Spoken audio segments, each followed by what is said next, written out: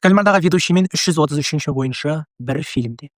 Кеше 333 ойыншының фильмі туралы айтқан едім. Сол жерде комментарийлерде аварийное положение фильмі туралы айтып жатты. Ол жерде де ол жағымсыз кейіпкер ғой деп. Содан мен де осы фильмді 1-2 жыл бұрын көрген едім. Ол жерде Ли Бен Хон да ойнайды, Им Ши Ван да ойнайды, өзге де актерлер ойнайды.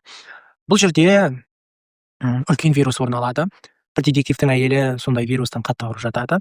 Сол сәтте бізге ұшақты көрсетеді, әуежайды көрсетеді. Адамдар қуанып, демалатын жерге кетіп бара жатады, ұшып. Ал Им Ши Ванның кейіпкері мойнына вирусты тығып алады. Оның бар ойы адамдарды құрту. Содан кейін ұшаққа барлығы отырғаннан кейін ол әжетханада әрине сол вирусты шығарады. Адамдар бірінен соң бірі қиналып бастайды. Одан кейін де көптеген жағдайлар болады фильмде. Тіпті қонуға тырысқан адамдарды халық қабылдағысы келмейді. Ұшақты қондырмаңдар деп. Әрі қарай айтпай ақ қояйын, әрі қарай айтатын болсам, спойлер болып кетейін деп тұр. Сондықтан да көруге кеңес беремін. Фильмнің аты «Аварийное положение».